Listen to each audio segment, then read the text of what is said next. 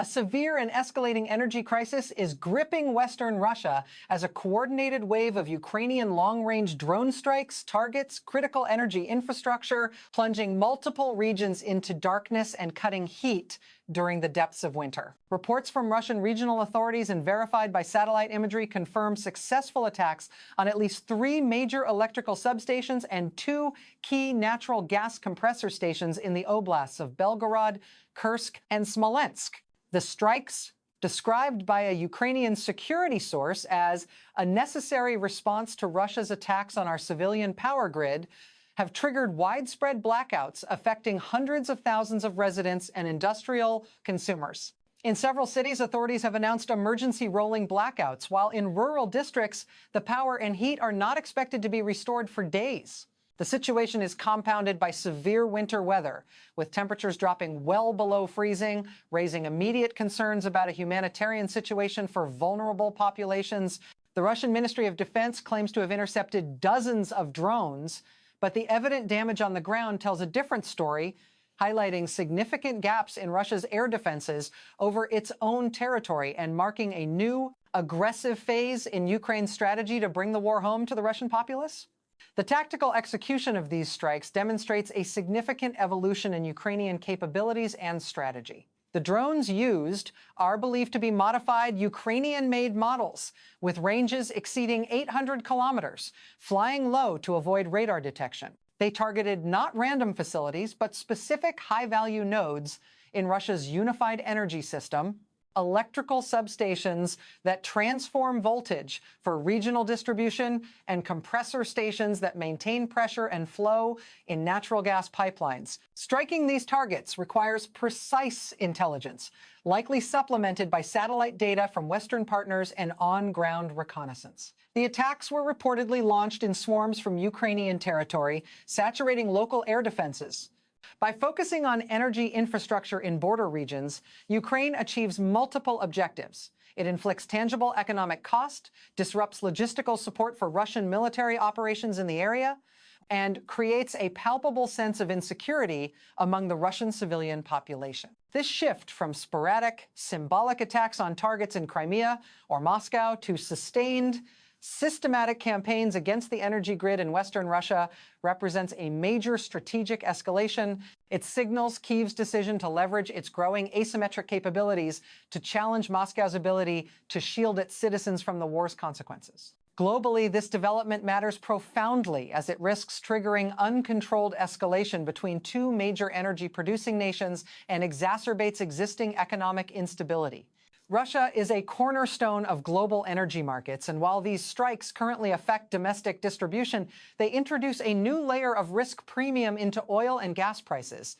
Traders are nervously watching to see if the conflict will spread to impact export infrastructure. Furthermore, the demonstrated vulnerability of critical national infrastructure to drone warfare is being studied in defense ministries worldwide, from NATO capitals to the Middle East and Asia. The precedent set here that a non-state actor or a smaller nation can effectively target the heart of a major power's domestic infrastructure with relatively cheap, accessible technology rewrites certain rules of strategic deterrence.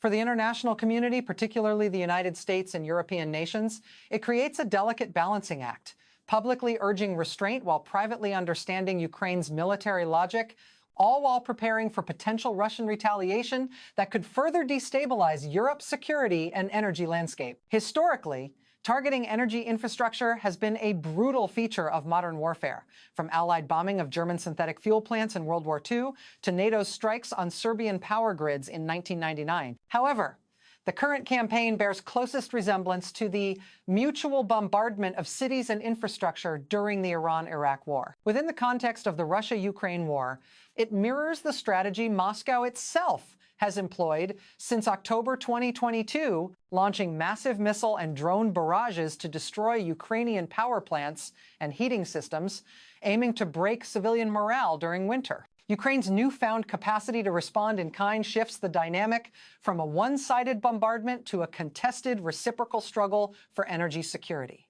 This evolution also reflects a longer historical arc of technological parity, where once only superpowers could project power deep into an adversary's homeland. Advanced drones and precision missiles now democratize this capability, allowing a determined defender to strike back against a larger aggressor's strategic depth. The political implications inside Russia are immediate and severe for the Kremlin.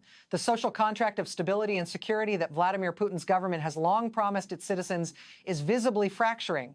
Regional governors are facing public fury over the lack of power and heat, forcing the federal government to scramble crisis response teams and make public assurances. The narrative of a special military operation occurring only on distant foreign soil is unsustainable when the war's effects are felt in Russian homes through freezing temperatures and darkness. This places immense internal pressure on the Russian Ministry of Defense and Security Services to seal the border to drone incursions, a task that has so far proved impossible. It also fuels existing social discontent over mobilization and economic hardship, providing a tangible focal point for frustration. For the Ukrainian government, the strikes are a powerful tool of political messaging, demonstrating to its own people that it can hold Russia accountable, and to Western allies that it can take the initiative, potentially strengthening arguments for continued military support. The economic impact is twofold: acute local disruption and longer-term systemic costs. In the immediate term, factories and businesses in affected regions have halted production, leading to direct financial losses. Agricultural facilities, including livestock farms, face catastrophic risks without power for ventilation and feeding systems. The cost of repairing specialized high-voltage equipment is enormous and will strain regional budgets. In the longer term, these attacks force Russia to divert significant resources to air defense over a vast geographical area and to harden its critical infrastructure, a multi-billion-dollar undertaking. It also potentially threatens Russia's reliability as an energy supplier to remaining international customers. Any perception that its domestic distribution network is vulnerable could affect contract negotiations. For the Russian military, the attacks may disrupt power to logistics hubs and storage facilities near the border, imposing additional costs and delays on the war effort in Ukraine. The cumulative effect is a steady erosion of Russia's economic resilience, forcing it to expend capital on defense and repair rather than investment or consumption, is less than, end of thinking, is greater than the social consequences within the affected Russian regions are rapidly moving from inconvenience to potential humanitarian distress. In cities like Belgorod and Kursk, where apartment blocks are dependent on centralized electric heating and pumping stations for water, the loss of power means more than darkness. It means the rapid loss of ambient heat in sub-zero temperatures, the risk of frozen and burst pipes, which would cause catastrophic water damage when thawed, and the breakdown of basic sanitation. Hospitals are operating on backup generators, but fuel for those generators is finite, and elective procedures have been canceled. For the elderly, the infirm, and families with young children, the situation is particularly dangerous. Social media channels, though partially censored, show images of residents burning wood in makeshift stoves and tales of crowded communal heating centers set up by local authorities. The psychological impact is profound, transforming the war from a distant news item into an immediate physical threat. This shared hardship could, in the short term, foster a blitz spirit of communal resilience. But as outages persist, it is more likely to breed anger directed at local officials and, by extension, the federal government for its inability to provide basic security. The crisis starkly reveals the inequality of the war's burden, falling heavily on border regions far from the political centers of Moscow and St. Petersburg. International reactions have been mixed, reflecting the strategic and moral complexities of the situation. Official statements from the United States and European Union have focused on affirming Ukraine's right to self-defense, but have carefully avoided explicit endorsement of strikes on Russian soil. Behind closed doors, however, there is acknowledgement that such operations are a legitimate military response to Russia's own campaign against civilian infrastructure. NATO Secretary General stated the alliance would not comment on specific Ukrainian military operations, but reiterated that Russia bears full responsibility for this war and its consequences.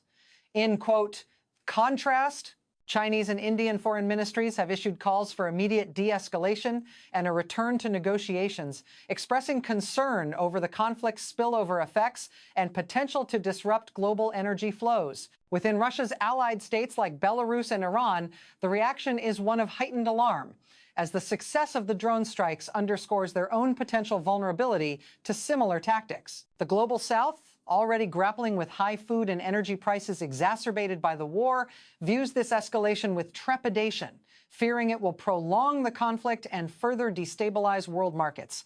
Expert-level analysis underscores that this represents a pivotal moment in the conflict's character. Military analysts note that Ukraine has successfully identified and exploited a critical asymmetry. Russia's vast territory is impossible to completely defend against low-altitude drone penetrations. The cost-exchange ratio is starkly in Ukraine's favor. A drone costing tens of thousands of dollars can inflict hundreds of millions in damage and societal disruption. Energy security experts point out that the Russian grid, while robust, has specific critical pressure points, and repeated attacks on these nodes could force a systemic reorganization of power flows, degrading overall reliability. Political scientists argue that the Kremlin now faces a dilemma with no good options. A massive retaliation against Ukrainian civilian infrastructure would be redundant, as that campaign is already ongoing. Escalating to a new level of warfare, such as tactical nuclear threats, would be globally catastrophic and likely alienate key partners like China. Alternatively, absorbing the attacks and attempting to mitigate the damage admits vulnerability and erodes the regime's image of strength. The consensus is that Russia will likely respond with intensified missile strikes on Ukrainian energy facilities and a renewed push to improve point defense around its own critical infrastructure. But a decisive military solution to the drone threat remains elusive. What could happen next is framed by several predictable dynamics. The immediate priority for Russian authorities is technical restoration, but repairs to high-voltage equipment are slow and complex, especially under winter conditions and the threat of follow-up strikes. Ukraine is likely to continue and possibly expand this campaign, probing for other vulnerabilities in Russia's energy and transportation networks. Russia's military will attempt to locate and destroy drone launch sites and manufacturing facilities, leading to increased aerial activity and strikes deeper into Ukrainian territory. The international community will watch closely for any sign of the conflict spilling over into NATO territory, whether by accident from stray drones or by deliberate Russian provocation. Energy markets will remain jittery, sensitive to any hint that key export terminals like Novorossiysk or Ust-Luga could be targeted. Domestically, the Russian government may impose even stricter censorship on reporting of the damage and the civilian hardship, seeking to contain political fallout. It may also launch a propaganda campaign emphasizing Ukrainian terrorism to consolidate domestic opinion. The coming weeks of deep winter will be a critical test of both nations' resilience, of their civilian population's endurance, and of the international community's capacity to manage a conflict that is now unmistakably and destructively flowing in both directions across the border. The evolving energy crisis within Russia, precipitated by sustained Ukrainian drone strikes, is now deepening into a systemic challenge with ramifications far beyond the immediate blackouts.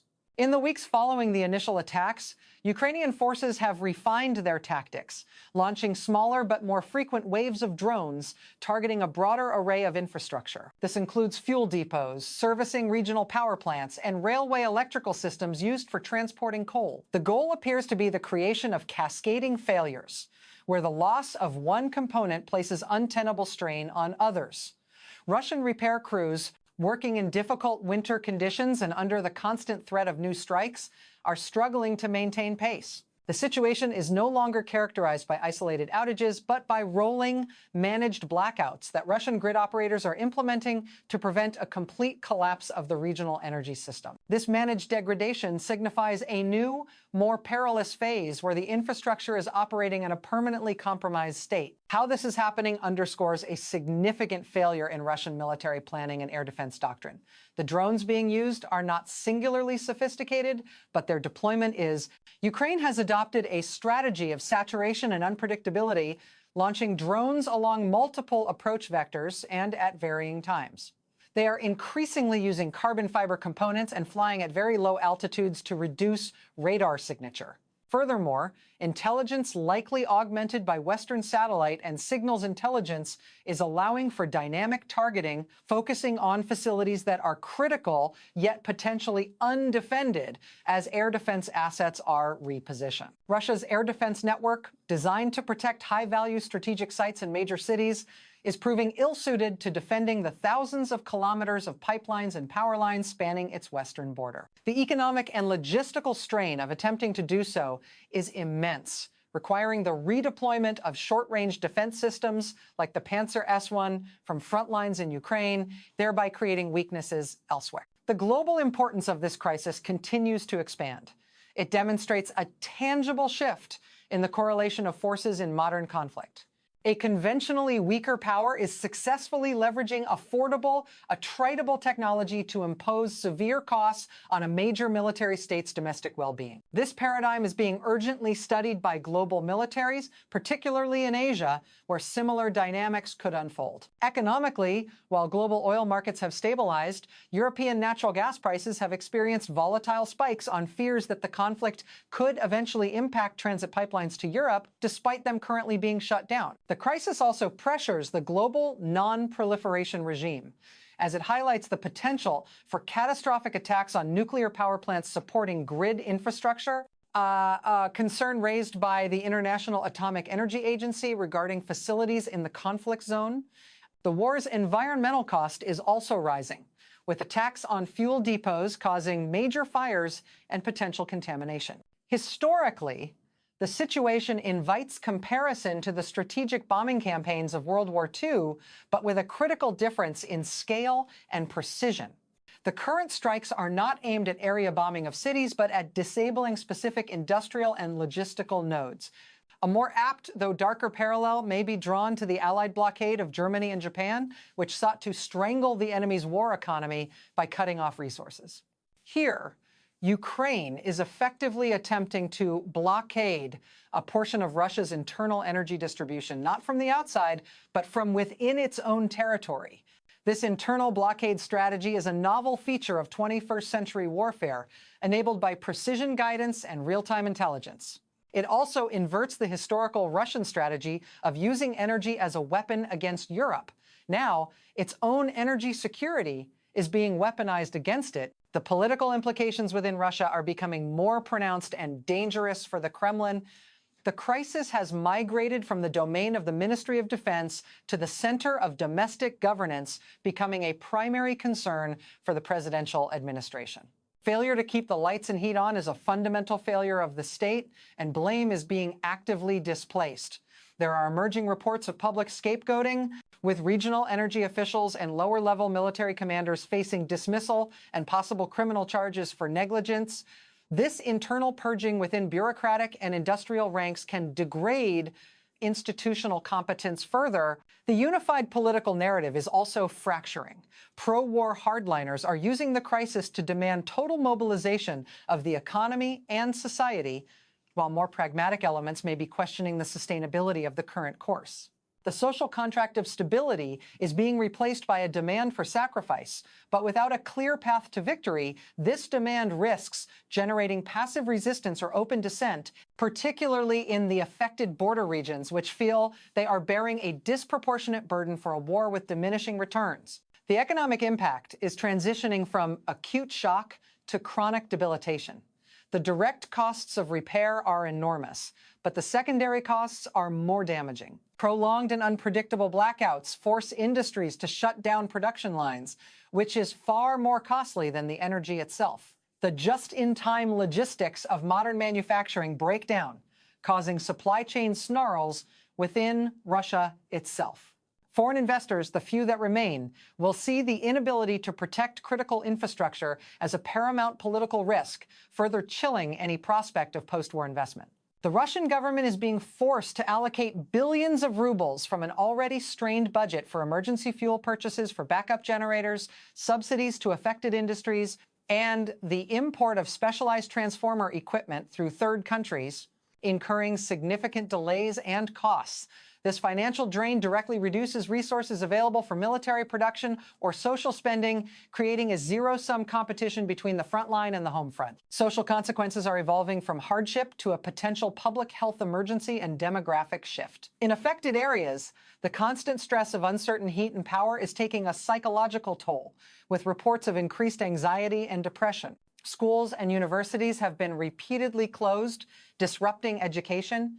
The most capable and mobile citizens, young professionals, and skilled workers are increasingly looking to relocate to cities deeper inside Russia or, for those who can, to leave the country entirely, accelerating a brain drain from already struggling regions. This internal migration could create new social tensions in recipient cities. Public health officials warn of the risks of carbon monoxide poisoning from improvised heating solutions and the potential for outbreaks of disease if water purification systems fail. The social fabric, reliant on state-provided utilities, is fraying, leading to a rise in local, community-based solutions and mutual aid networks that operate independently of the government, a development with long-term implications for civic organization and trust in state institutions. International reactions are now hardening into more defined positions. The United States, while still publicly cautious, is reportedly providing Ukraine with more detailed intelligence that supports target selection for these deep strikes, a significant form of tacit approval. Within the European Union, a clear divide is emerging between members bordering Russia and Ukraine who express quiet understanding of the tactic and those further west who voice greater concern over escalation and potential refugee flows from a destabilized Russia. China's position is growing more ambiguous. While maintaining rhetorical support for Moscow, Chinese state-owned enterprises are becoming more hesitant to finalize new energy deals with Russian firms, seeking deeper discounts and guarantees on supply security. At the United Nations, Security Council meetings called by Russia to condemn Ukrainian terrorist attacks have failed to gain traction, but have also highlighted the global community's inability to restrain either party. The overall international response is one of resigned adaptation to a protracted, grinding conflict with ever higher stakes. Expert-level analysis suggests the conflict has entered a stage of managed escalation, where both sides test red lines without triggering a categorical breakdown. Military experts believe Russia's response options are limited. A massive ground offensive to seize more Ukrainian territory is currently beyond its capabilities. Instead, it will likely double down on its own bombardment of Ukrainian infrastructure while attempting to develop more effective counter-drone warfare, potentially seeking more advanced systems from Iran or North Korea. Cybersecurity analysts warn that Russia may launch disruptive cyber attacks against Western energy grids in retaliation for perceived support of Ukraine's campaign, a significant escalation that would directly involve NATO members. Economic analysts note that Russia's economy, though wounded, is not on the brink of collapse. It can endure this degradation for a considerable time through increased austerity and state control, but at the cost of long-term developmental stagnation. The consensus is that the war is becoming a contest of systemic endurance, where societal resilience and industrial adaptability may prove as decisive as battlefield maneuvers. What could happen next is framed by several converging lines of development. The coming month will be critical for infrastructure repair before the spring thaw, which brings its own challenges. Ukraine will assess the effects of its campaign and may choose to intensify it or shift focus to other target sets, such as defense industry facilities. Russia's ability to adapt its air defenses will be tested with each new wave. Internally, the Russian government may declare a formal anti-terrorist operation regime in border regions, granting security services sweeping powers and further militarizing daily life.